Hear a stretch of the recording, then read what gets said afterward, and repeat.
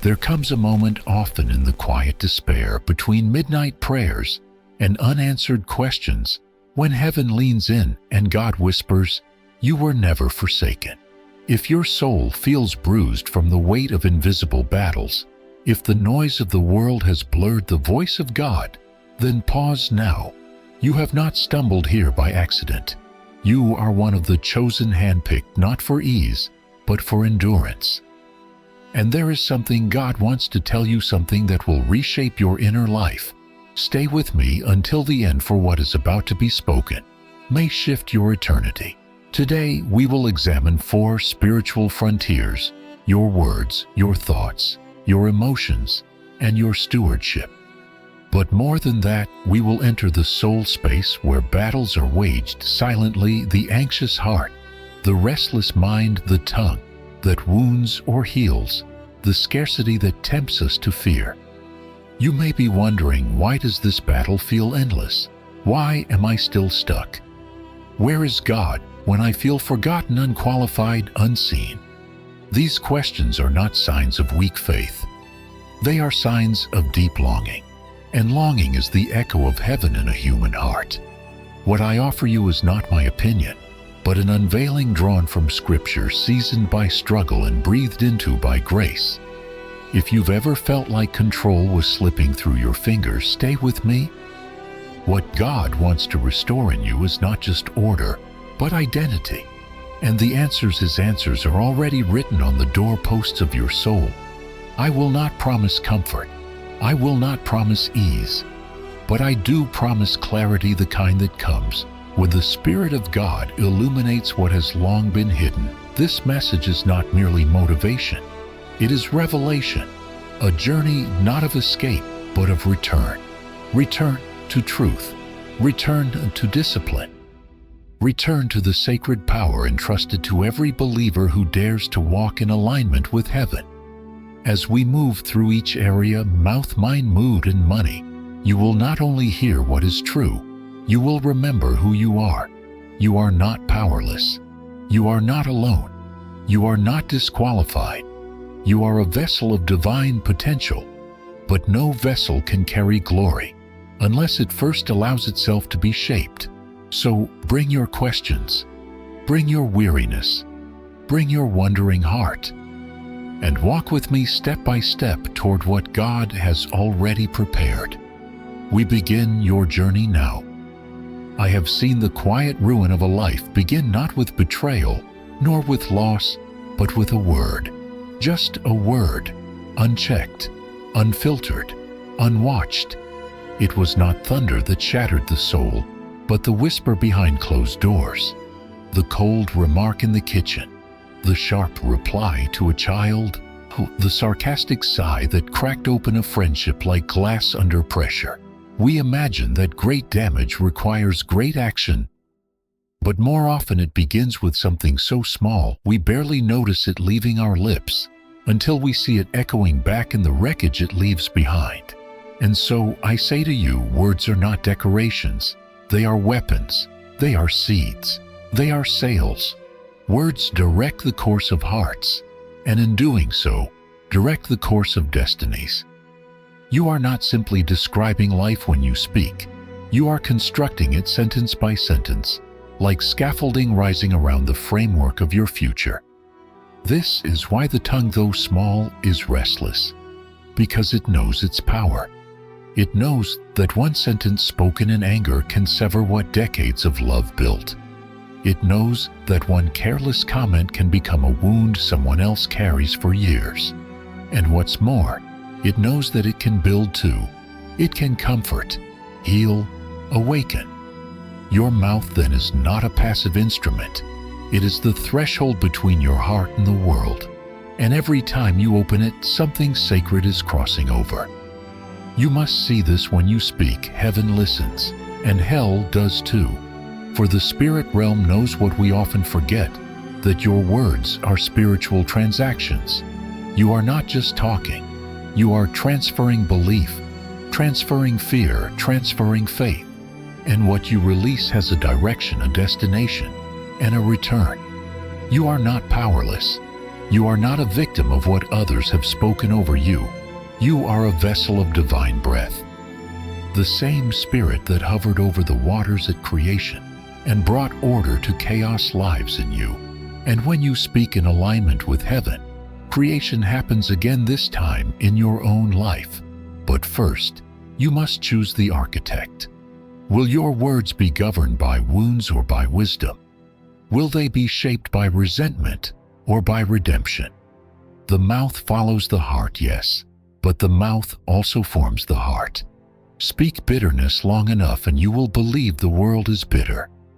Speak life and your eyes begin to search for resurrection even in ruins. When I was younger, I thought silence was the absence of power, but I have come to know this: sometimes silence is spiritual warfare. Sometimes holding back a word that could destroy is the greatest act of faith. You stayed silent. You remained composed. And in that moment, you chose legacy over reaction. You chose wisdom over impulse. That is not weakness. That is control. That is Christ-like. You are not forgotten. You are not too broken. You are not too far gone to begin again. You are my child, he says, and I have put my word in your mouth, not to condemn, not to tear down, but to bless, to restore, to call forth what is buried in shame and bring it back into the light. Pause with me here. Reflect. How do you speak to yourself when no one is listening? What name do you call yourself in the mirror? For self-talk is not background noise. It is spiritual formation. The names you speak become the identities you wear. If you call yourself defeated, you will shrink even when the door is open. If you call yourself unworthy, you will reject love, even when it stands at your doorstep. But if you call yourself chosen, you begin to rise.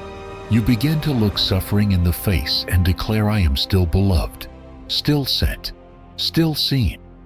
You are not what they said about you. You are what God says of you, and He does not lie. You are more than a mistake, more than a moment of failure. You are a temple of the Holy Spirit, a voice in the wilderness, a song in the storm. The way you speak when life is falling apart is the truest measure of your faith. Anyone can speak blessings when the harvest is full, but can you speak promise when the ground is dry? Can you declare resurrection when you're still in the tomb? That is the difference between talk and truth. That is the difference between noise and prophecy. And when you begin to prophesy over your own life, not with theatrics but with intention, things begin to shift. Atmospheres realign. Fear backs down. Heaven pays attention. Because now your voice is not just sound, it is surrender. It is agreement with God's design. Do not wait for things to get better before you speak better. Speak better so things can get better. Say to the dry bones, live. Say to the mountain, move. Say to the shame, you have no place here. Say to yourself, I am becoming who God called me to be. Not someday, not maybe, now. Control your mouth not by force but by faith. Faith that believes words matter. Faith that understands silence can be holy. Faith that chooses to build, not to boast. Faith that lifts, not loathes. Because in the end you will live in the world your words have built. A world of bitterness or of beauty, of fragmentation or of faith, of regret or of resurrection. So speak, but speak with weight. Speak with reverence. Speak like someone who knows that angels are listening, that chains can be broken with a sentence, that futures can be shaped by the way you talk to a stranger. Speak like someone who carries heaven on their tongue. And as you do, you will discover this great paradox of faith, that when you finally learn to control your words, not in fear but in freedom, you won't just change your conversations, you will change your world. Let us now turn toward the next battleground, the mind, where thoughts become strongholds and the unseen becomes the unseen war. We go forward. We press deeper. The journey continues. I have walked through rooms heavy with silence, not because no one spoke, but because every word had drained the air of its holiness. Rooms where sarcasm hung like fog, where gossip etched invisible scars across unsuspecting hearts. I have seen churches dimmed by whisper, families divided by accusations laced in passive smiles, and dreams slowly strangled under the chokehold of self-deprecation. Not one stone was thrown, only words. And yet, the bruises bloom just the same. The tongue does not shout to wound. It often whispers, and the quieter it slips in, the deeper it can cut. We speak not from nowhere, but from the caverns of our own beliefs. And when bitterness sits long enough in the soul, it will surely find its way to the lips. It wasn't rage that began the decay, it was the slow, steady drip of complaint. The daily litany of what's wrong, what's missing, what's broken. And each repetition, like a prayer in reverse, drew darkness closer, invited discouragement in, paved the road for despair. You are not simply speaking to others, you are speaking to your atmosphere. Words build a climate, a house, a system of expectation and emotional gravity. Complain long enough and even miracles will wither in your presence. Dwell in judgment, and you will no longer see beauty, even when it's breaking through your window. Speak from wounds, and wounds will grow, because what you say is not passive, it is generative. It bears fruit. And so I have learned this, that every bitter word you allow to bloom is a lie sown into your field, and eventually you will have to harvest what you planted. That cynicism you voiced to feel clever, it will echo in the mouth of your child, one day a stripping wonder from their eyes. That harsh criticism you muttered to a friend, it may become the stone they carry on their back for a decade. That casual self-loathing dressed up as humor, it will take root as truth, and you will wonder why you still feel so small, so stuck, so lost. But then comes the turning point. The breath before the reversal, because destruction is never the only option. Words, like rivers, can be redirected. You can speak differently, you can plant a different crop, and with it watch a different world begin to rise around you. You stayed bitter, you remained angry, but you don't have to. You are not bound to that pattern. You are not defined by what you once declared in pain. You are not too broken to bless. You are not too far gone to rebuild. You are not forgotten. You are not abandoned. You are my child. And to you, God has entrusted a sacred power, the ability to call things not as they are, but as they could be. To speak not only from observation, but from faith. The tongue then becomes the instrument of vision, the blueprint of hope. What you declare in the dark may one day become the dawn someone else walks into. Do not underestimate what a word of encouragement can do. I have witnessed men stand up straighter, not because their pain disappeared, but because someone said, "I believe in you." I have seen women heal not because the wound was erased, but because someone dared to say, "You are still worthy, still whole, still called." Words can be balm. Words can be wind. Words can be the sound of chains hitting the ground. You are not a mistake. You are not what they said about you. You are not the echo of shame or the product of someone else's doubt. You are light. You are voice. You are mouthpiece and miracle in motion. And if you dare to speak life to yourself, to others, to the dry bones around you, you will see resurrection unfold. Slowly, yes. Subtly, perhaps. But surely. You will watch your own words make space for peace to grow where war once ruled. You will see laughter return to rooms you thought had forgotten joy. You will feel the atmosphere shift not by noise, but by declaration. You stayed bitter, but now you bless. You remained silent, but now you speak truth. And in that transformation, you become a temple of redemption. So speak. Speak in defiance of fear. Speak in the face of delay. Speak when it feels pointless. Speak when no one else believes. Speak over your children even if they're not listening. Speak over your dreams even when they seem dead. Speak over your wounds, not to pretend they don't exist, but to declare they will not define you. It wasn't the criticism that saved me. It wasn't the echo of my failures. It was the gentle voice of a teacher who looked past my scribbles and said, "You're a writer." It was the friend who saw me falling apart and said, "You are still chosen." Oh, it was my own whisper in the dark, trembling but real. God is still here. That is the power of speaking what is holy, not what is easy, not what is popular, what is holy. So I ask you now, not as a lecturer, but as one who has stood at the cliff edge of despair, what kind of world are your words building? A fortress of fear or a garden of grace? Because you will live inside what you speak. You will breathe the air your language creates. And those around you, your spouse, your friends, your co-workers, they will carry the weight or the wind of your words long after you forget what you said. Speak courage. Speak faith. Speak forgiveness even when you haven't received it. Speak hope even when you don't feel it. Speak love, especially when the world tells you not to. Speak like a builder, like a shepherd, like a prophet who still believes dry bones can live. Speak like someone who knows the war has already been won, and now your words are just catching up. And now, as we prepare to step deeper into this revelation, we turn to another battlefield, the mind. For if your words shape the atmosphere, your thoughts are the architects of belief. What you think becomes what you eventually speak, and what you speak becomes the road you walk.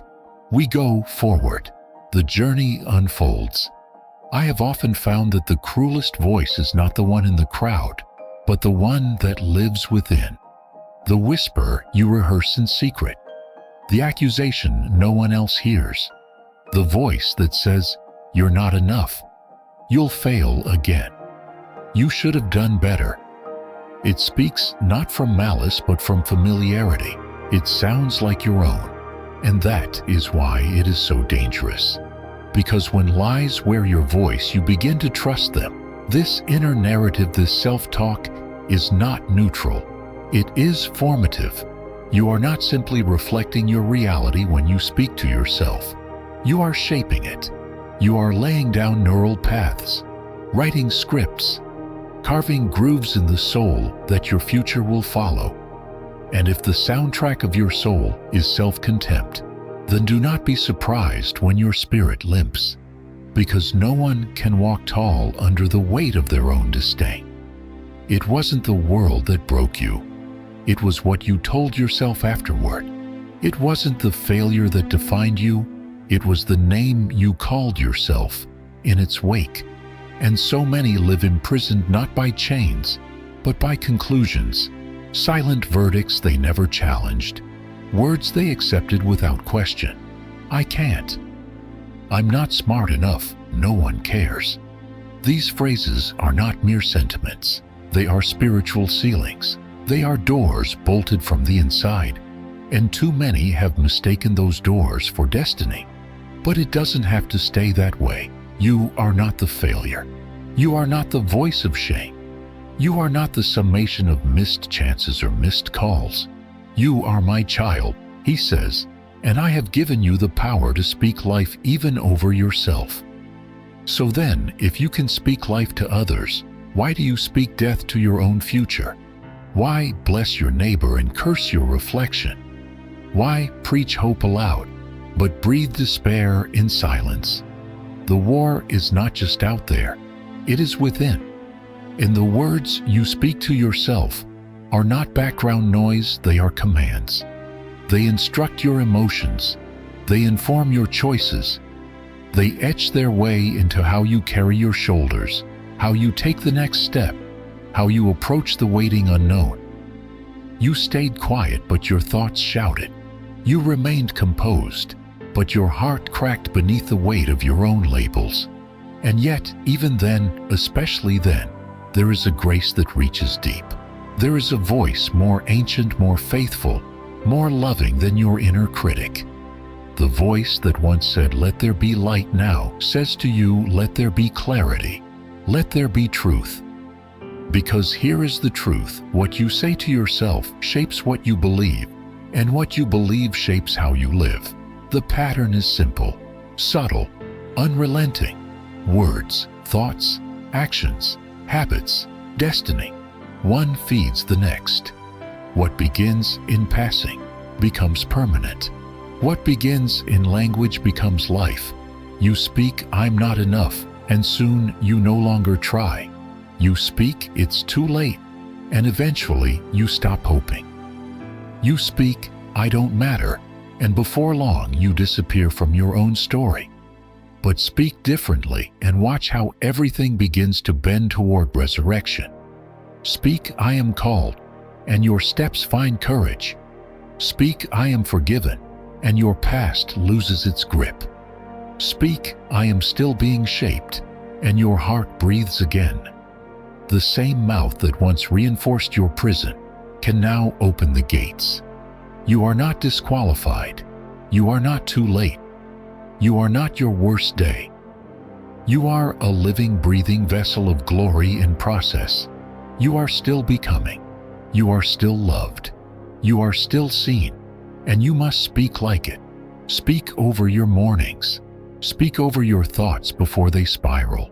Speak over the version of yourself that still hesitates to believe. Tell that version, "We're going forward. We are not going to hide today. We are not going to shrink." And when you fail, and you will, do not curse your soul. Bless it. Teach it. Restore it. Speak to your mistakes not as executioners, but as tutors. Say, "This is not the end. This is how I learn. This is how I rise." The enemy's greatest victory is not the wound, it is your agreement with the lie that followed. Break the agreement. Speak differently. Align your voice with the one who still calls you worthy. Speak scripture, not shame. Speak promise, not panic. Speak identity, not insecurity.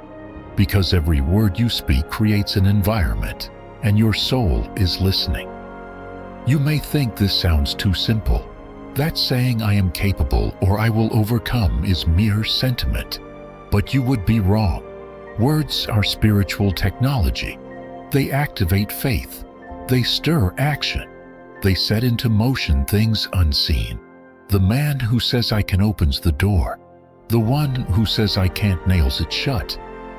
And so, I ask you, what kind of world are your words building within you?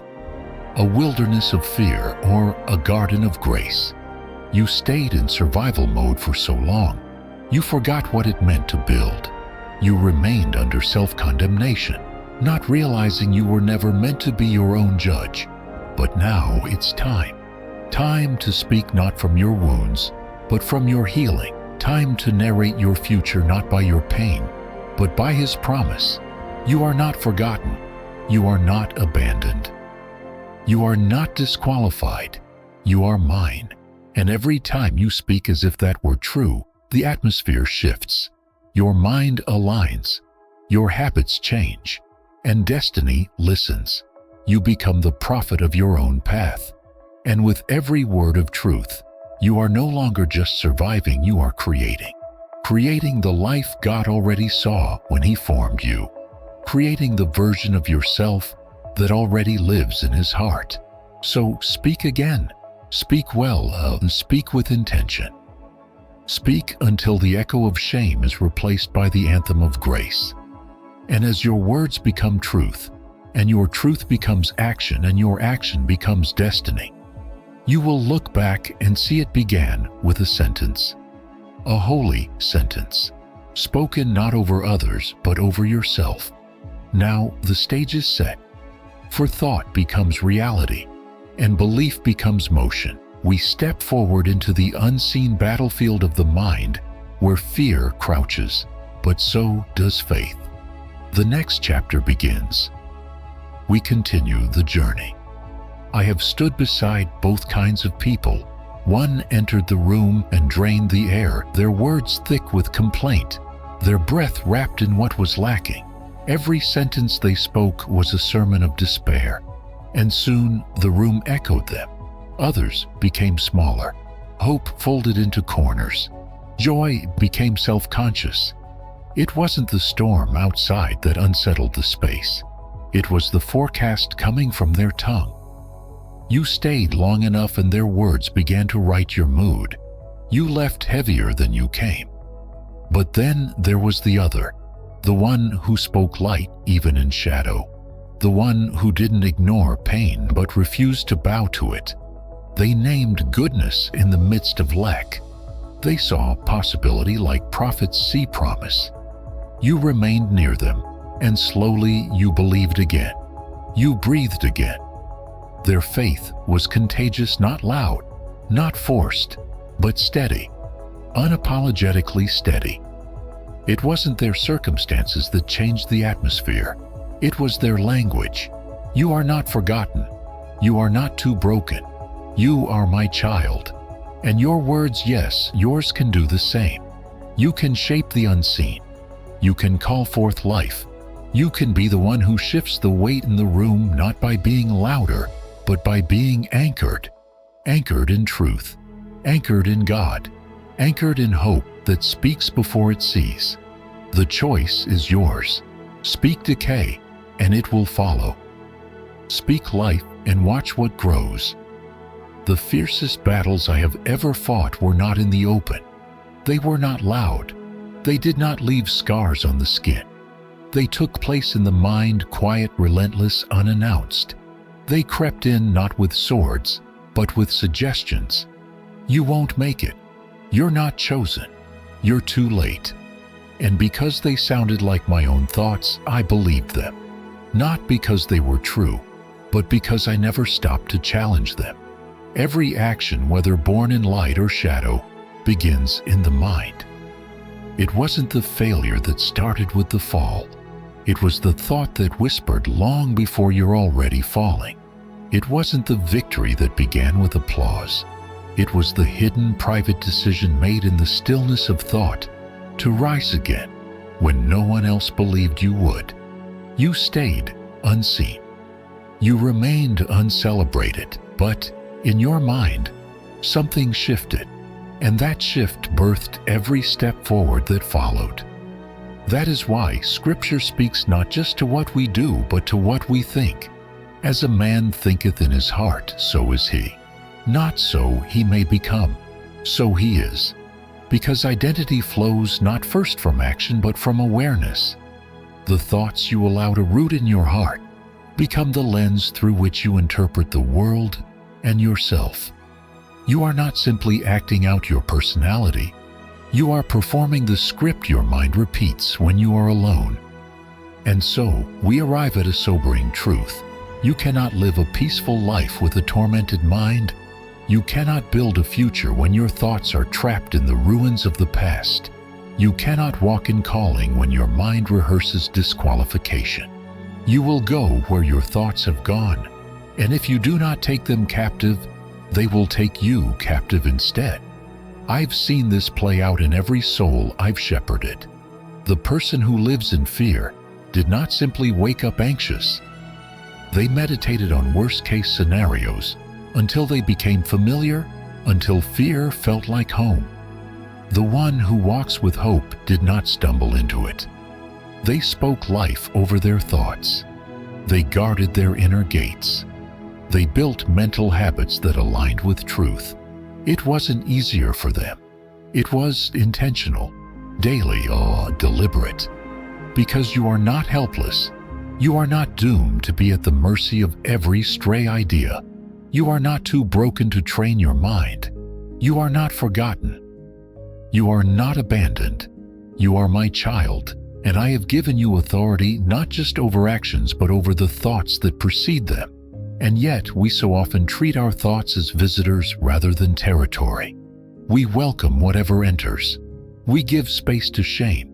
We entertain lies. We nod along with hopelessness, as if our minds were hotels for torment, as if we had no say in who stays. But that is the lie of the battlefield, that you have no power here. You do. You have the right to call the Spirit of the living God within you.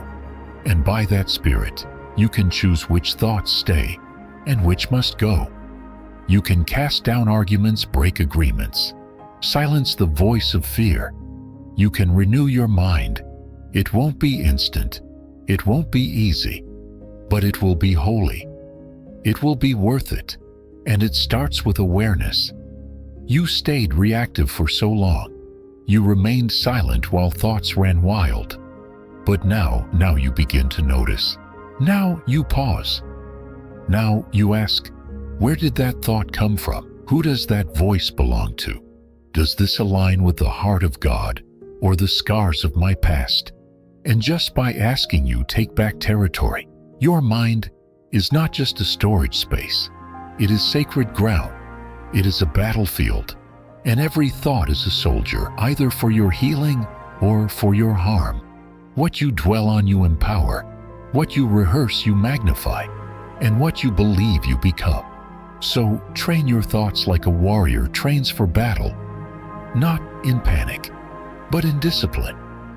Replace the lies with truth. Speak scripture into silence.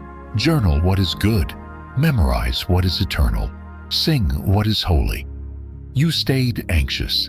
You remained in cycles of shame. But you don't have to. You are not a prisoner. You are not too far gone.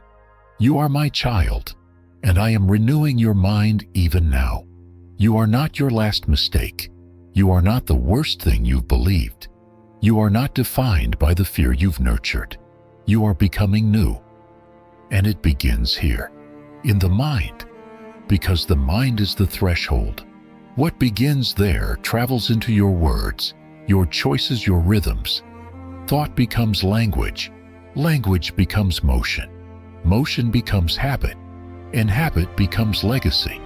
And if you want a legacy marked by purpose, you must begin with thought. So pause. Guard your gates. Speak truth when no one else hears.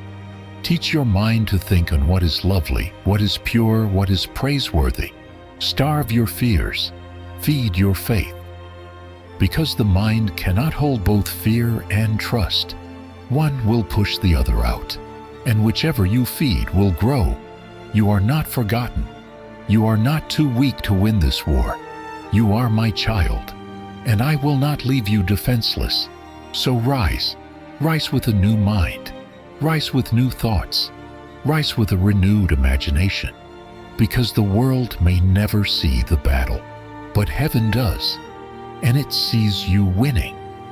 Now, as the mind aligns with truth and your thoughts find their anchor in the eternal, we are ready to confront the next frontier, your emotions.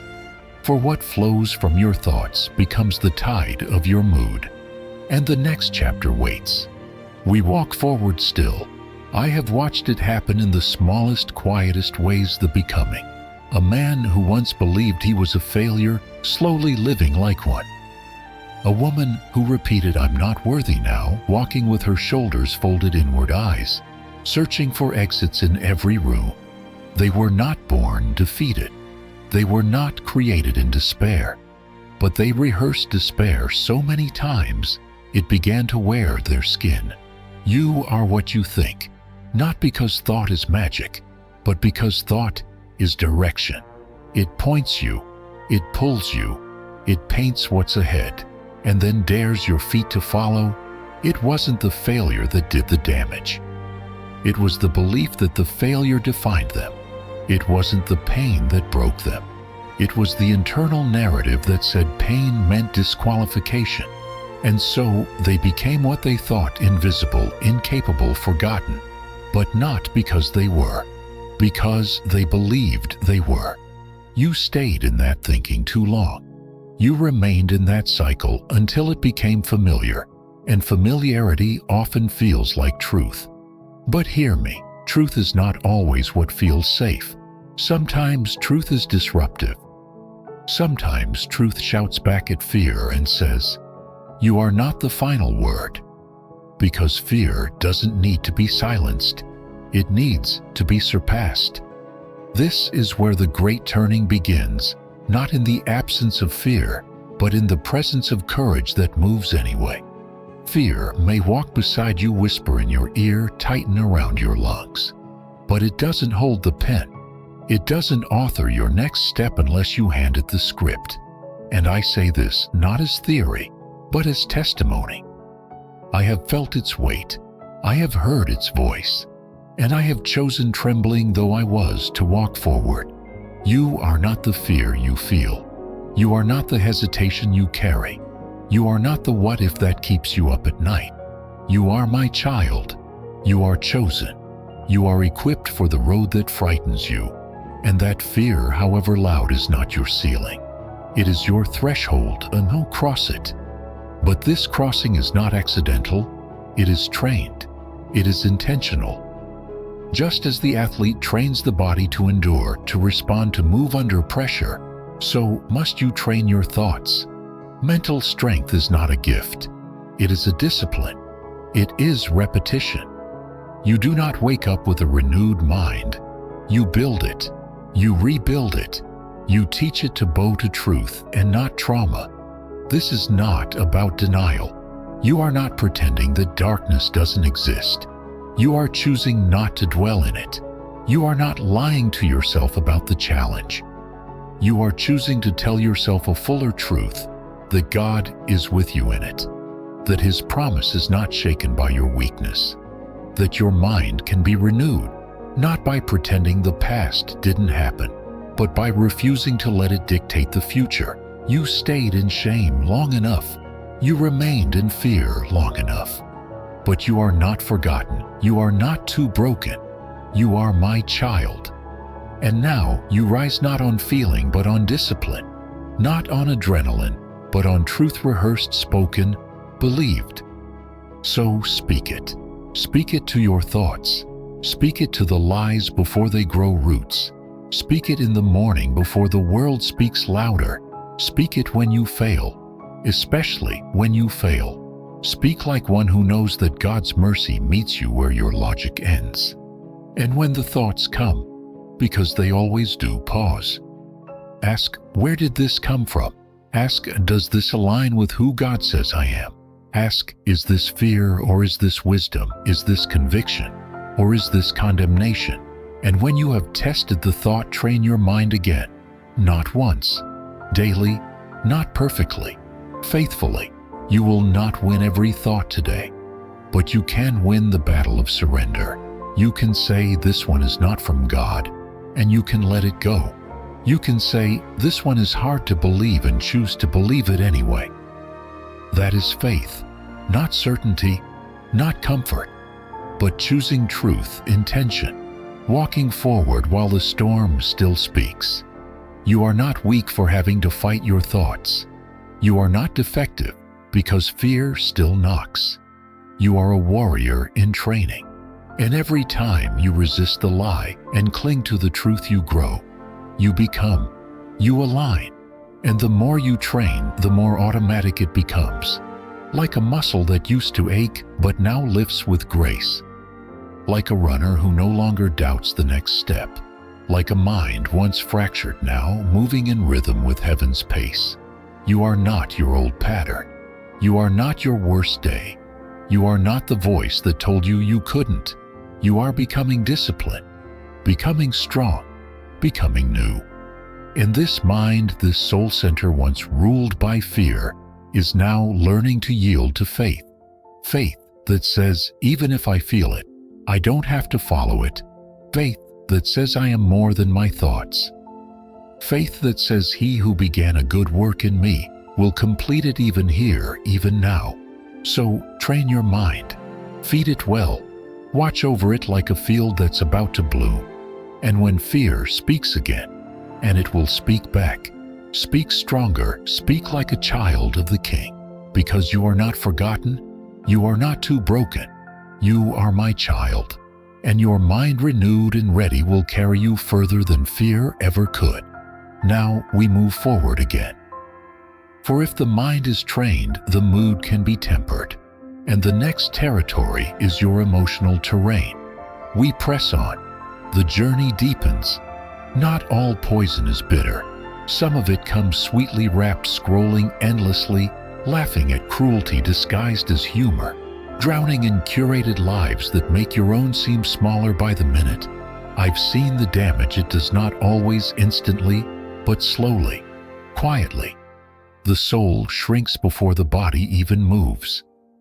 Because what you feed your mind eventually seeps into your spirit, and the spirit, though eternal, is sensitive, fragile when neglected, fierce when nourished. You stayed too long in that feed. You remained too long in that echo chamber of comparison. You read words not meant for your soul and wondered why peace no longer came at night. It wasn't coincidence. It was consumption. Because the mind is not neutral, it absorbs, digests, and reflects. And what you continually pour in will always pour back out. You cannot feast on fear and expect to speak in faith. You cannot consume bitterness and expect to walk in blessing. You are not immune to influence. You are not too strong to be shaped. You are my child, and I designed you to be impressionable, not for manipulation, but for discipleship, for transformation, for revelation. So guard the gates. Watch what enters. Choose the sources of your mental diet as carefully as you choose your next breath. But if we are to speak of choices, we must also speak of voices. Because what you read is only part of the equation. Who you surround yourself with, this is what trains your mind when your own voice falters.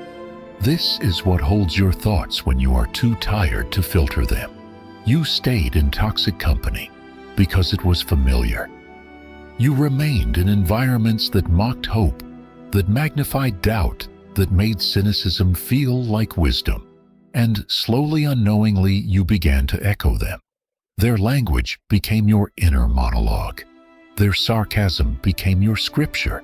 And still, you wondered why your spirit felt fragmented. But hear this. You were not made to shrink for the comfort of others. You were not created to camouflage your calling. You are not too broken. You are not forgotten. You are my child, and I long to surround you with those who see what I see in you, glory even in the cracking clay.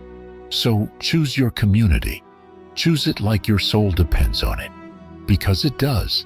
Seek those who speak life when you've forgotten how, those who correct with compassion, those who remind you what you sound like when you speak in faith. Be near the ones who fan the flame, not smother the spark. Because the company you keep is not neutral, it either builds you up or breaks you down.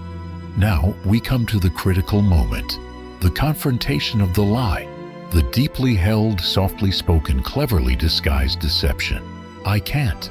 You've whispered it more times than you realize. In the privacy of disappointment, in the shame of failure, in the fear of trying again. It was never screamed, but it became scripture to your wounded self. And I am asking you now, in this sacred moment, to challenge it. Not with fantasy, with fact. When the voice rises again, I can't do this, you stop. You ask, where is the proof? Not the feeling, not the memory of pain. The actual evidence. What hard law of the universe says you cannot rise again? Who told you that healing had an expiration date? Who defined your capacity by your lowest moment? You stayed loyal to the lie because it offered certainty. Even in sadness, it was solid, predictable, safe. But you were not made for safe. You were not made to remain in chains that were never divine. You are not the limitation. You are not the failure. You are not the shame. You are becoming. You are not forgotten. You are not too broken.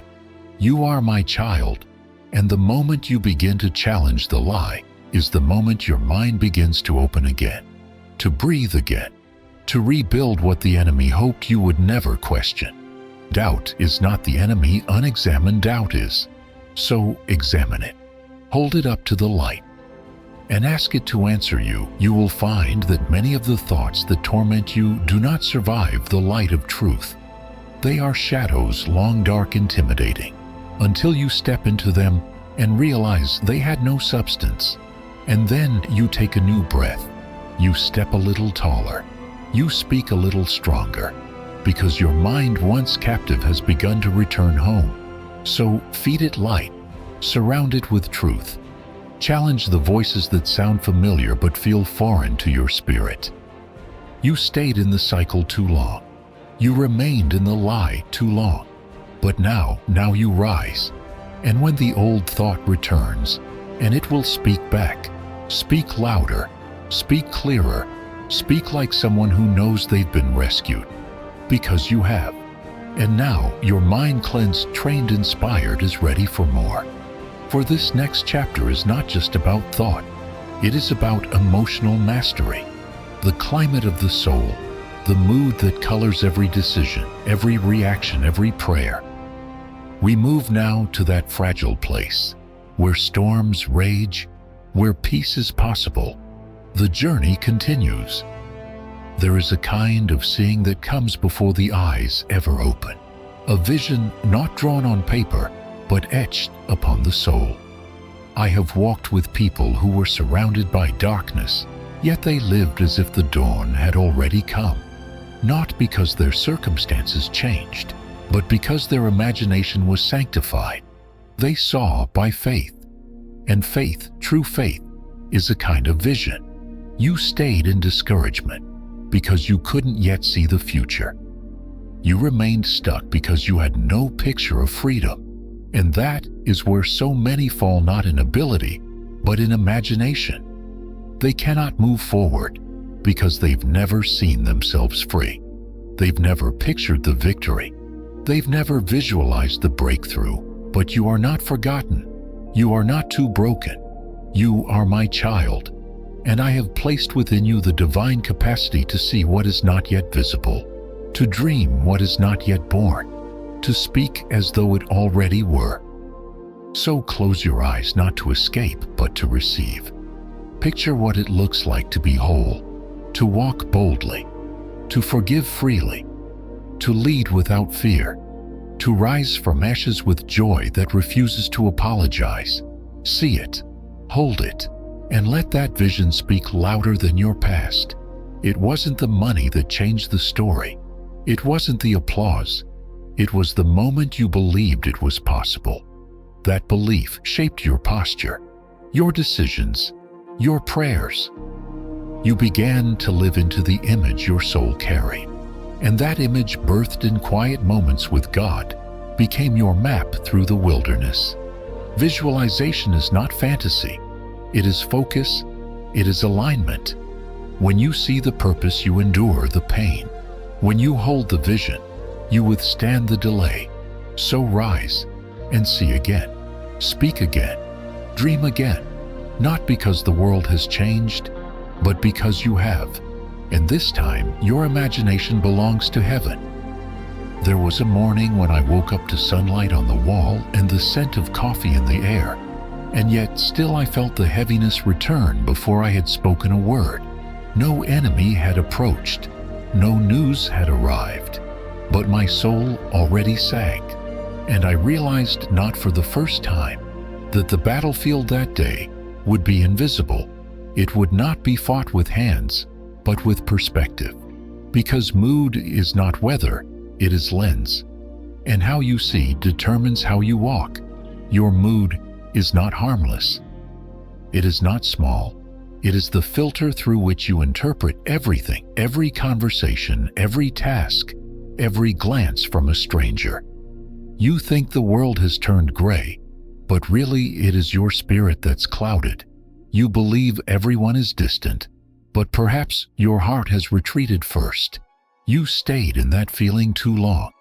You remained beneath its shadow without asking if the shadow was even real. And that is the quiet danger when a bad mood becomes the interpreter of truth. A small inconvenience in the morning, a missed message, a word taken wrong, becomes the brush that paints your entire day in gloom. It wasn't what happened that broke your peace. It was what you allowed it to mean. It was the story you told yourself about it. That's the power of mood, not just how it feels, but how it frames everything else. But here is the truth. You are not at the mercy of your emotions. They are not sovereign. They are not the compass by which you must navigate. You are not forgotten. You are not too broken. You are my child, and you have the authority to pause, to breathe, to choose. Mood is not a command, it is a signal. A voice in the room, not the voice in charge. And when it rises, you do not have to obey it. You can question it. You can ask it to wait. You can tell it the truth. You are not weak because you feel. God made you with emotions not to rule you, but to reflect Him. To weep with those who weep. To rejoice with those who rejoice. But never to be driven by waves that shift with every wind. Emotions are holy, but they are not holy guides. They are meant to be companions, not captains. This is why emotional discipline is as vital as intellectual clarity or spiritual devotion. You must tend your inner atmosphere like a watchman on the wall. You must know what's entering, what's growing, and what needs to be removed. Because mood left unchecked becomes mindset, and mindset becomes momentum, or the lack of it. You stayed reactive because no one taught you to respond. You remained tossed by the day because no one told you the storm within could be stilled. But now you know, and that knowing is sacred because it gives you back the power you thought you'd lost. It wasn't the emotion that destroyed you, it was the agreement you made with it. That bad mood meant the day was already ruined. That sadness meant the promise had died. That heaviness meant something was wrong with you. But you are not your feelings. You are not your tired days. You are not your weary mornings. You are the image of the invisible God, shaped by eternity, held by mercy, called by name. And you can choose. You can choose gratitude, not forced joy, not toxic denial, but holy focus. You can choose to name the good even when you feel the ache. You can thank God for breath, for light, for grace that held you through the night. And in the naming, in the honoring, in the lifting of your eyes, you will feel your atmosphere begin to shift. Gratitude is not emotion, it is decision. You stayed bitter, but you can choose to bless. You remained withdrawn, but you can choose to show up. Not because the emotion vanished, but because you are no longer ruled by it. And when that heaviness returns, and it will, you do not pretend it away. You acknowledge it. You say, I see you, but I won't serve you. You speak truth louder than the fog. You worship even when it feels like whispering in the wind. Because worship is not a product of mood. It is the declaration of who reigns despite it. You are not forgotten. You are not too broken. You are my child. And the same spirit that calmed the storm still speaks to yours. So tend your mood. Watch its rise and fall. Know that it does not define your day unless you let it. Speak hope into it. Invite truth to stand beside it. Surround yourself with voices that anchor you when your soul floats too far. Read what lifts. Listen to what heals. Rest when the weariness is more than physical. You are not losing because you feel heavy. You are learning to carry weight with grace. This too is worship. This too is warfare. And the more you choose your response, the less the darkness gets to choose for you. Now, with a steadier heart and a clearer lens, we prepare to face one final terrain, the world of your stewardship, the realm of your resources.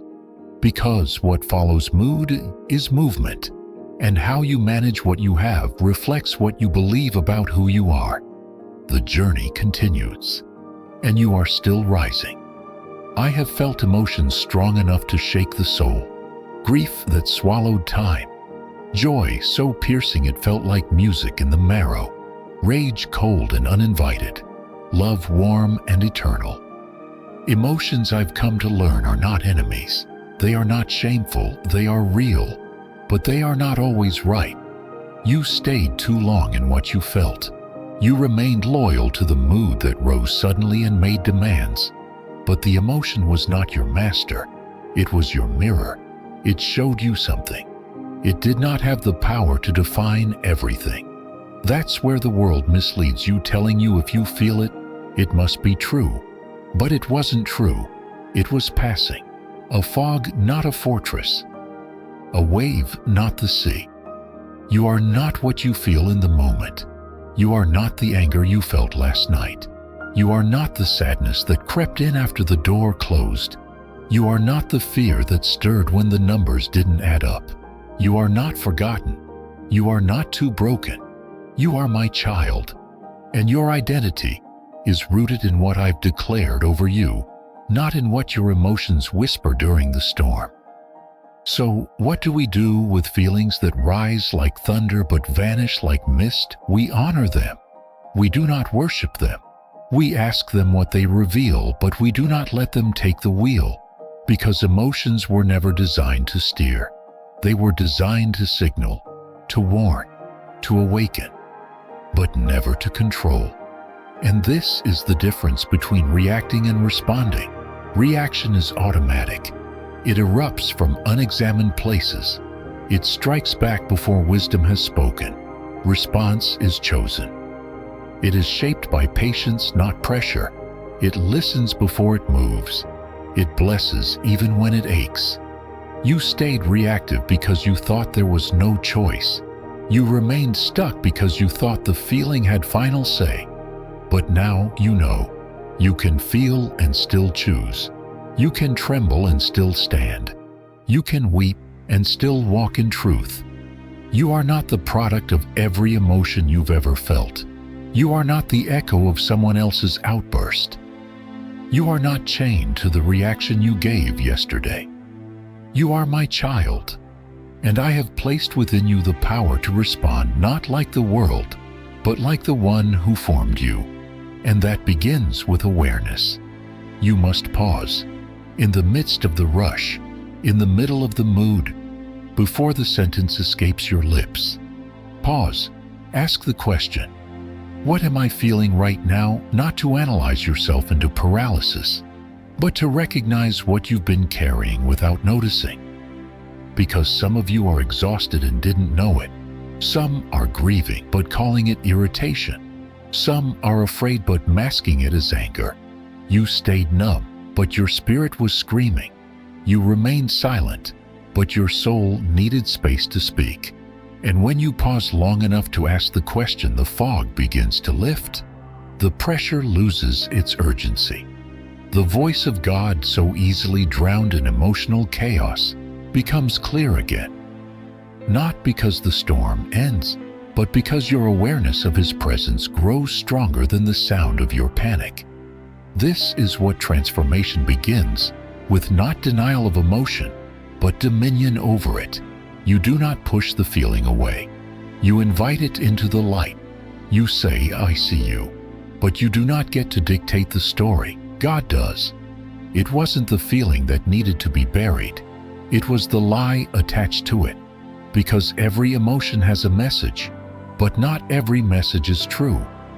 Sadness says you are alone, but you are not forgotten. Fear says you won't survive, but you are not too broken. Anger says you have no control, but you are still my child. And when you begin to separate the truth from the tremble, you start to walk in a holy kind of peace, not because you feel nothing, but because your peace is anchored in something deeper than feeling. You stayed reactive, but now you can respond. You remained overwhelmed, but now you are aware. You are not the chaos of the moment. You are the calm chosen in the middle of it. And this is not learned in comfort. It is practiced in pressure, like a pianist rehearsing scales in silence before the concert begins, like a soldier learning breath control before the arrow flies. You are becoming someone who feels deeply, but lives deliberately. You are not forgotten. You are not too broken. You are my child.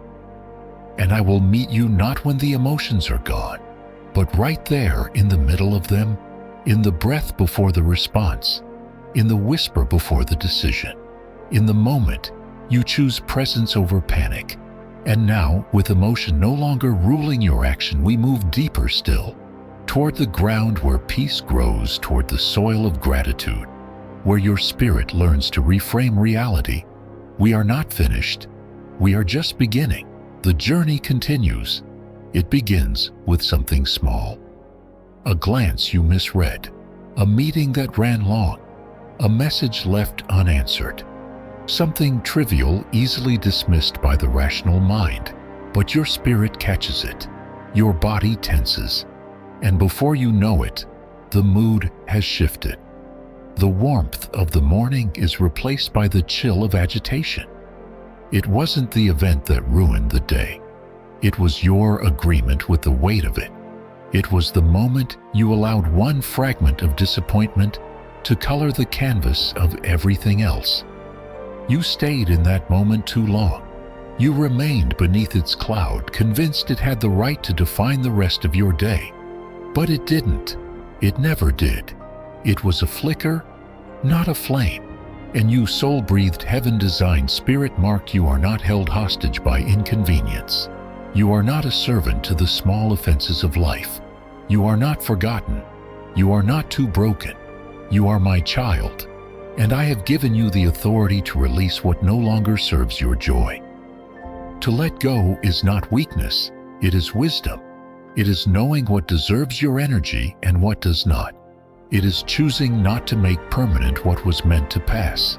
You cannot carry every weight and still run with grace. You cannot hold every wound and still build with open hands. There is power in the pause, in the breath, before the spiral, in the whisper that says, "This is not worth my peace." That whisper is holy. That discernment is sacred. And if there is one practice that strengthens this discernment, it is gratitude. Gratitude is not sentimental. It is not naive. It is warfare. It is a defiant act of clarity in the fog of frustration. When the mood begins to sink, when the day begins to fray at the edges, when the ache threatens to rise, gratitude interrupts. It says, "I see what is missing, but I choose to name what is still here." It says, "I feel the sting, but I will not forget the healing." It says, "I am hurting, but I am still held." You stayed in complaint, but you can remain in thanksgiving. You remained focused on lack, but you can return to abundance. Gratitude is not the denial of reality. It is the redirection of attention. It lifts your eyes from the temporary to the eternal. It trains the soul to see differently, to feel differently, to live differently. And here is the mystery: it is almost impossible to remain in a negative mood while giving thanks. The two cannot breathe the same air for long. One always drives the other out. That is why gratitude is so powerful. It is not passive. It transforms the internal climate. It restores what frustration tried to erase. You are not forgotten. You are not too broken. You are my child. And there is still beauty around you, still mercy at your feet, still breath in your lungs, still light seeping through the cracks. Give thanks for it. Name it. Speak it. Let gratitude become the soundtrack that guides you out of the fog. And all of this returns us to the source: your thoughts. Because what you think becomes what you feel, and what you feel becomes how you walk through the world. If you dwell on what is unjust, you will carry indignation. If you rehearse what is lost, you will wear sorrow. If you imagine only the worst, fear will walk beside you like an unwanted companion. But if you think on what is good, if you meditate on what is lovely, if you speak to yourself like someone who still believes that God is not done, then your mood will begin to rise with your mind. You stayed negative because you believed the narrative. You remained heavy because you fed the fear. But what you feed will grow, and what you starve will fade. So starve the lie, starve the grudge, starve the cynicism, and feed the truth. Feed the gratitude. Feed the joy that returns like the tide, steady even when unseen. The shift will not be instant, but it will be holy. It will not be dramatic, but it will be lasting. Thought by thought, choice by choice, The soul rises, the spirit lifts. The mood shifts. Not because the world changed, but because you did. You are not the victim of your emotion. You are not the prisoner of your thoughts. You are not forgotten. You are not too broken. You are my child, and I am teaching you to release what does not reflect me. I am teaching you to see what I've placed in your hands. I am teaching you to speak like someone who remembers the tomb is empty. So today, when the moment comes, and it will, when the offense whisper and the tension rises and the disappointment returns, pause. Ask, is this worth the wait? Then choose peace. Choose to let go. Choose to name what is still good. Because gratitude is not weakness. It is how warriors breathe. And the battle is not over. The journey continues. There were moments in my life when chaos wrapped around me so tightly, it felt impossible to breathe. Not from noise in the room, but from the clamor within. Thoughts running wild, emotions flaring like sudden fire. And yet I discovered something, not in the rush forward, but in the stillness beneath it. It was not escape. It was return, meditation, mindfulness. Not mere silence, but sacred stillness. A returning of the soul to center. A recalibration of heart to truth. You stayed anxious, but you can remain aware. You remained scattered, but you can return to the still point. The breath you ignore can become your anchor. The pause you resist can become your rescue.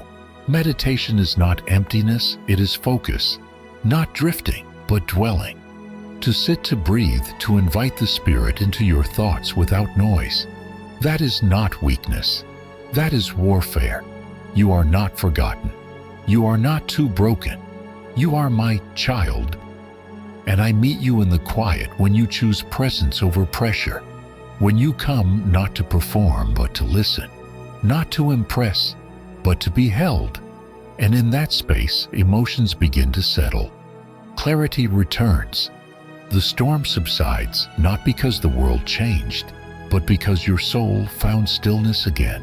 And as you return to center, something else happens.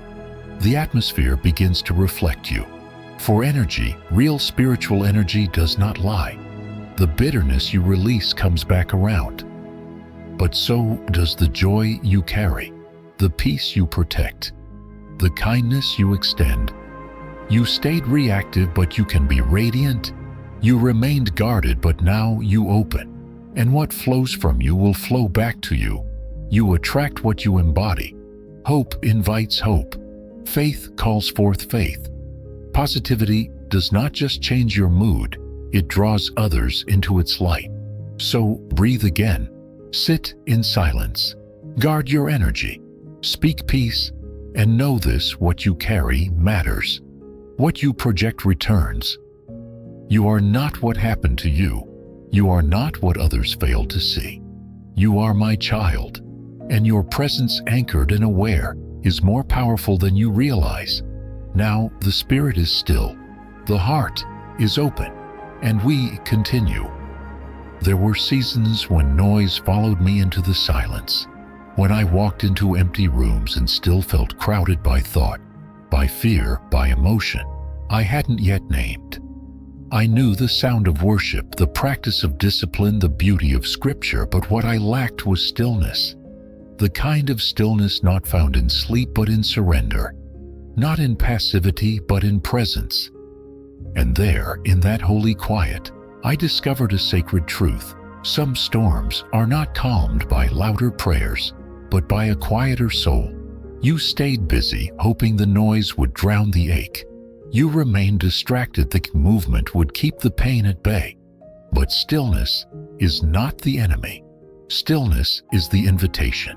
It is where the fragmented heart returns home, where emotions lose their grip, where the presence of God does not need to be chased, only welcomed. Meditation and mindfulness are not trends. They are tools, ancient ones, biblical ones. The psalmist wrote, "I have calmed and quieted my soul like a weaned child with its mother." That is not passivity. That is power under control. That is emotion returned to center. That is spirit aligned with heaven. You are not forgotten. You are not too broken. You are my child, and I do not require performance from you. I desire presence, a heart not frantic but still, a mind not racing but resting, a spirit not grasping but grounded. So you sit, not to escape but to return, not to empty but to fill, not to silence everything but to make room for the one voice that matters. And in that place, emotions begin to submit. The chaos of the day begins to loosen its grip. Your breath, long ignored, becomes a bridge back to peace. This is not self-help. This is soul anchoring. This is aligning your internal world with eternal truth. You stayed reactive. You remained in the storm. But stillness brings you to the eye of it, the place where clarity returns, where you remember who you are, whose you are, what truly matters. And from that stillness flows a new kind of energy, one not driven by fear, one not built on striving, but one that carries the fragrance of heaven. Energy is not only physical, it is spiritual, emotional, invisible yet tangible. What you carry will be felt by others. What you release will return to you. You are not forgotten. You are not too broken. You are my child. And I have made you a vessel not just of truth, but of tone. Not just of doctrine, but of atmosphere. You stayed in negativity, and it echoed back. You walked in bitterness, and it clouded every room.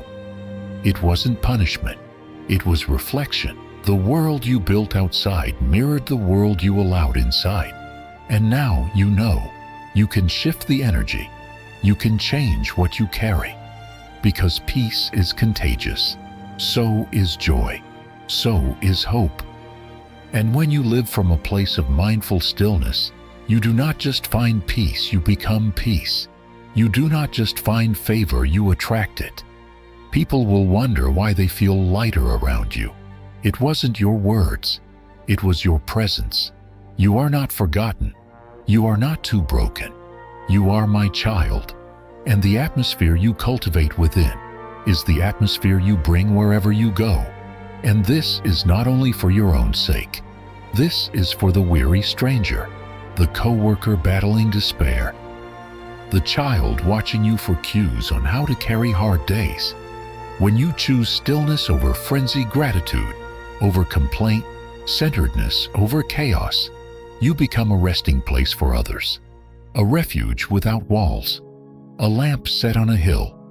But it begins alone, quiet, without applause, in the moments no one sees. When you sit with the Lord not to impress Him but to receive from Him. When you lay down the noise and pick up the peace. When you stop proving and start breathing. That my child is sacred. That my child is power. So breathe again. Return again. Be still again. And when you rise, do so knowing that you do not rise alone. The energy you carry is not manufactured. It is received. It is spirit-given. And the same power that raised Christ from the grave now empowers you to bring light into the places others call lost.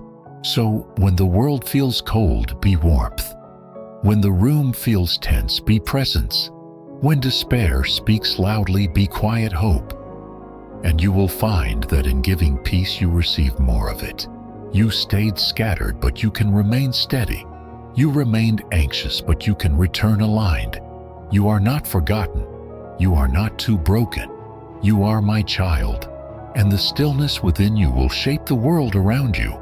Now, with the soul centered and the atmosphere shifted, we move forward into the final gate, the realm of stewardship, the place where faith is made practical, where what you feel and believe must flow into what you manage.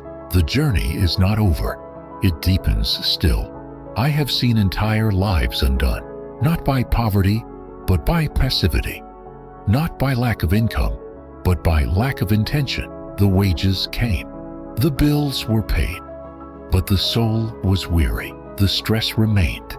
And beneath it all, there was no plan, just reaction, just a cycle of earning and spending, hoping the numbers would somehow balance on their own. But they never do.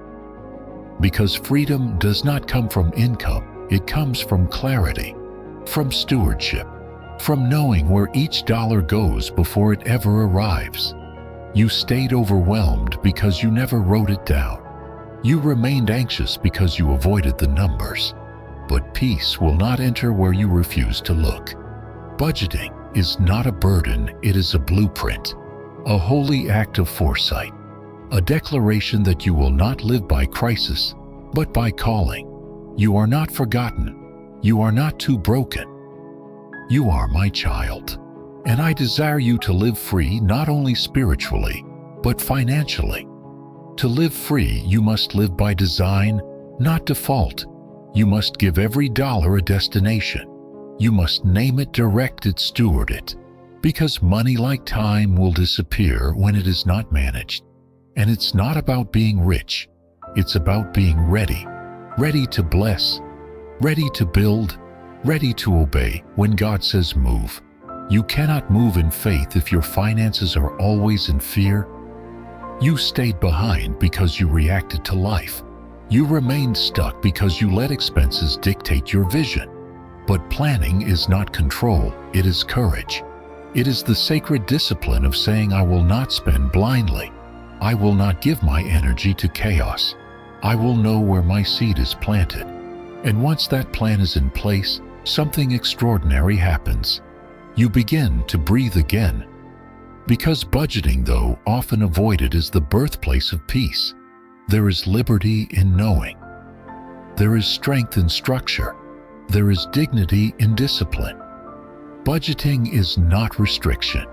It is release. It is the freedom to dream without dread, the freedom to give without guilt, the freedom to rest without the shadow of overdraft fear. You are not your balance. You are not your debt. You are not your past mistakes. You are my child, and you can begin again, this time with intention. But as you build this plan, be wary of what threatens to undo it. Emotions. They do not knock before entering. They do not ask your permission before influencing your spending. You had a bad day, so you swiped the card. You felt unseen, so you bought something to feel new. You were exhausted, so you paid for comfort. And the purchase gave a moment's thrill, but the burden outlasted the receipt. You stayed empty, hoping things could fill you. You remained discouraged, thinking delivery could rescue you. But no package can heal what only presence can restore. Spending is not sin, but spending to soothe the soul is a false remedy. It numbs what needs to be named. It delays what must be dealt with. You are not what you buy. You are not the trend you missed. You are not the envy you felt while scrolling. You are not forgotten. You are not too broken. You are my child, and your value has never lived in a label. Your worth has never been measured by a price tag. You are loved even in lack. You are seen even in simplicity. And this is why budgeting must go deeper than numbers. It must speak to your heart. It must be shaped not by emotion, but by vision. What do you truly want to build? What future are you preparing for? What legacy are you laying down? Spending aligned with purpose becomes sacred, but spending led by pain becomes slavery. So, before the card comes out, pause. Ask, why am I buying this? Ask, what do I really need right now? Ask, is this comfort or is this calling? And if the answer reveals something deeper, tiredness, loneliness, insecurity, then sit with it. Pray through it. Write it down. But do not give it your wallet. Give it your awareness. Give it your healing, because no purchase will ever substitute for peace. You stayed unprepared, but now you can be equipped. You remained reactive, but now you can be intentional. You are not forgotten. You are not too broken. You are my child, and I have given you the mind to plan, the wisdom to discern, and the strength to start again. Build a plan not for perfection but for peace. Craft a budget not for pressure but for purpose. Spend not from emotion, but from alignment. Because you are not just managing money, you are managing mission. And when you live this way, with every dollar accounted for and every emotion examined, you will begin to feel something unfamiliar yet wholly control. Not the control that comes from fear, but the kind born from faith, from trust, from stewardship. This is what financial freedom feels like, not extravagance, but integrity. Not abundance in the bank, but abundance in the heart. Now, as the dust settles and the plan becomes clear, the final gate stands before you, and behind it lies legacy, impact, overflow. The journey is not ending. It is just beginning again, with order in your hand and heaven in your heart. There is a kind of blindness that isn't caused by darkness, but by distraction. Not the absence of light, but the lack of direction. I have known many who labored hard, spent fast-chased increase, and yet arrived nowhere. Not because they were unskilled, not because they were unwilling, but because they never asked the question that unlocks the soul's alignment. Where am I going? You stayed focused on today's lack, and you lost sight of tomorrow's purpose. You remained buried in bills and burdens, but forgot to ask what kind of life you were building. But vision, true vision, is not wishful thinking. It is the sacred act of designing your future in agreement with heaven. 5 years from now, 10 years from now, what kind of person do you want to become? What kind of peace do you want to live in? What kind of legacy do you want to leave? And when you name that future, you must then ask the question few dare to face. Does my money serve that vision or sabotage it? You are not forgotten. You are not too broken. You are my child, and your future is not random. It is crafted. But it cannot be crafted if every dollar walks away without purpose. You must think beyond this week, beyond this month, beyond this crisis. Because the enemy of long-term peace is short-term panic. You will never feel prepared for what's ahead if you only react to what is right now. That is why wisdom demands preparation, not as fear, but as stewardship, not as worry, but as worship. Because your finances, like your thoughts, your emotions, your time, must be built on foundations that endure. You stayed vulnerable because you never set aside the safety net. You remained one flat tire, one medical bill, one lost job away from collapse. But that's not peace. That's survival. And survival is not what you were created for. Build your emergency fund like you're building a refuge, like you're making room for grace to meet you when life surprises you. Not if, but when. Because storms come, not to destroy, but to reveal what was left unprepared. An emergency fund is not just numbers in a bank. It is a declaration that your future will not be dictated by crisis. And beyond that foundation, grow, not recklessly, but intentionally. Begin to invest, not only in markets but in mission, in work that multiplies, in purpose that outlives your hands. You stayed afraid of what you didn't understand. You remained stuck in the fear of losing what little you had. But growth requires trust. Risk, when guided by wisdom, becomes a doorway, not a danger. And so you invest not to appear wealthy, but to steward wealth. Because wealth is not what you make. It is what you keep, what you protect, what you preserve through discipline. It wasn't the paycheck that changed your life. It was the principle. It wasn't the breakthrough, it was the budget. You stayed focused on earning more. But it is not income alone that builds legacy. It is how you manage what you already have. You are not forgotten. You are not too broken. You are my child. And I have given you not just the power to produce, but the wisdom to protect. And there is sacred strength in holding on, in saying no to what glitters so that you can say yes to what endures, in resisting impulse so that you can invest in vision. This is not about fear. It is about freedom. freedom to say yes when God calls, freedom to be generous without guilt, freedom to walk in alignment with values, not vanity.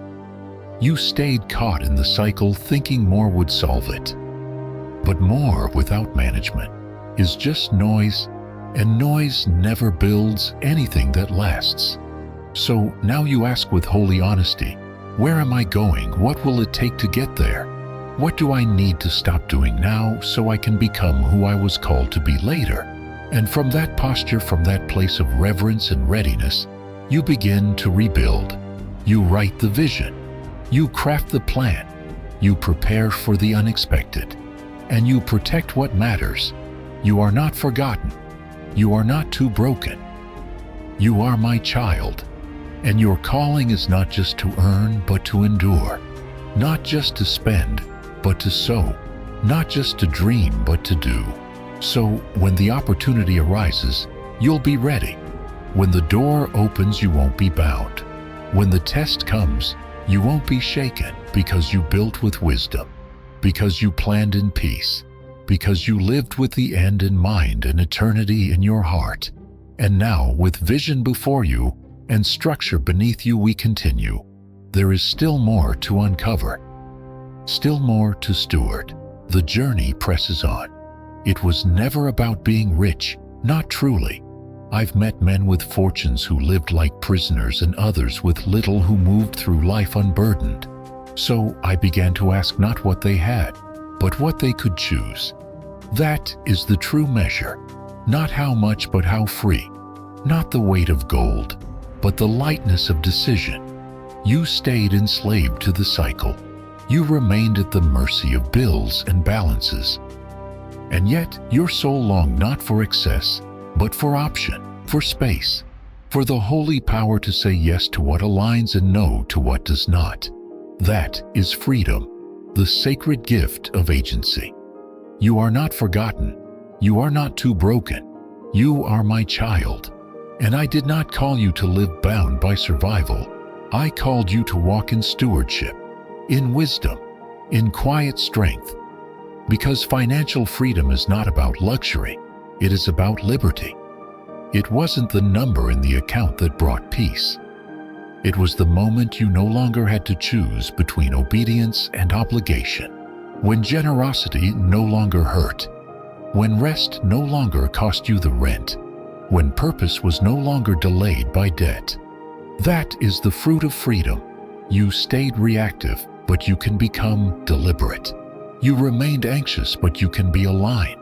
Because freedom is not a figure, it is a framework. A life where your choices reflect your convictions, not your constraints. So choose well, not for applause, not for appearance, but because you are building a life you will one day thank yourself for. And more than that, a life heaven will breathe upon. The journey deepens, the stewardship continues, and you are still becoming. Whether delivering a message, breaking chains, or standing silent in the shadows, God's work is constant. There has never been a wasted season in the hands of the Almighty. Every word you've spoken in faith, every thought surrendered, every emotion brought under grace, every resource entrusted with integrity. He has seen it all. Heaven moves not by chance, but by calling. And your calling has always been active, not delayed, not postponed. Divine movement begins not when the storm ceases, but when a soul says, "Yes, I trust you." You are not here by coincidence. You are not walking this path by random sequence of events. There is assignment in your breathing. There is purpose even in your pauses. And through it all, the Master Builder has not only shaped your external world, but reconstructed the architecture of your soul. So now you must respond. This is the hour not to hesitate, but to act. Trust in that. Stand on His word. Move with confidence, knowing who goes before you. This is not merely a shift in mood or mindset. It is a realignment of destiny. Begin today. Pray with clarity. Worship with reverence. Speak with holy boldness. Refuse to partner with fear. Refuse to let your words be wasted on self-doubt. Refuse to live another day reacting instead of ruling. You've been given dominion not to control others, but to steward yourself under God. Guard your mouth and let it declare what heaven is doing. Train your thoughts and let them dwell on what is true. Anchor your mood and let it carry the fragrance of Christ. Direct your resources and let them serve what is eternal. Each of these is not small, they are sacred. Your discipline is not drudgery, it is devotion. Your diligence is not unseen, it is recorded. And your obedience today becomes the open door tomorrow. So fix your eyes not on what shifts, but on what remains, the Word, the presence, the promise. Now look beyond what is visible. The veil is thinner than you imagine. The angels are nearer than you think. The glory is already moving. The assignment is active. There is movement in the unseen. Your quiet faith has made noise in the courts of heaven. You are not forgotten. You are not too broken. You are still His, still chosen, still sent. When you walk in control, when you live with spiritual intention, you become a vessel of heaven's strategy on earth. The way you speak changes atmospheres. The way you think unlocks vision. The way you feel becomes contagious to those who forgot joy. And the way you give of time, of money, of presence, builds altars in places others feared were barren. This is the life of a disciple, not perfect, but patterned after glory. Walk by faith, not by sight, and know that you are never out of His reach.